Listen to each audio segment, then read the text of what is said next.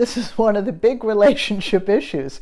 Have you ever had a fight about how to load the dishwasher, or whether you press the toothpaste tube from the middle or the bottom, or put the top on it or leave it off? This is attention to detail. And boy, I'll tell you, you know this. People can be really pissed off at little details that are left undone. They fight over attention to details all the time. What do you want to do when you're looking at these details and you're working things out? Well, try exercising these life skills of patience and kindness and awareness, and try to head it off at the pass. Don't let it get out of hand. The other thing is, towards your partner, is the word compromise. This is a really big word. Sometimes I have to tell stories about for other people. They were in a relationship, they weren't married. The guy wanted to get out of the relationship, and the woman knew that she needed a third party there to be part of the conversation. So she invited another male friend. So she was the woman, two male friends.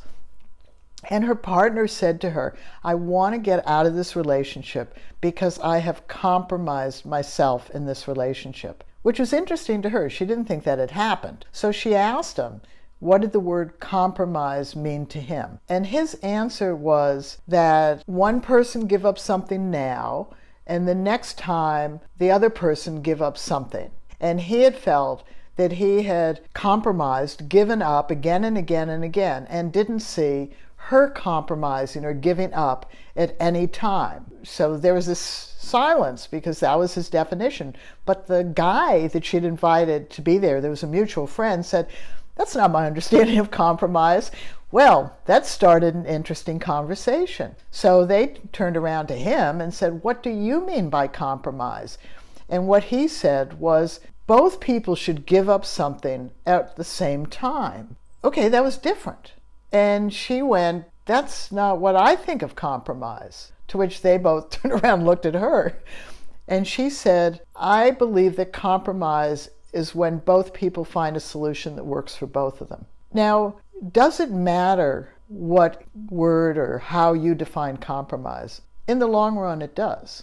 If people have to give up one time and then another is expected another time, or you're both giving it up at the same time, this breeds resentment. That's it. People get resentful.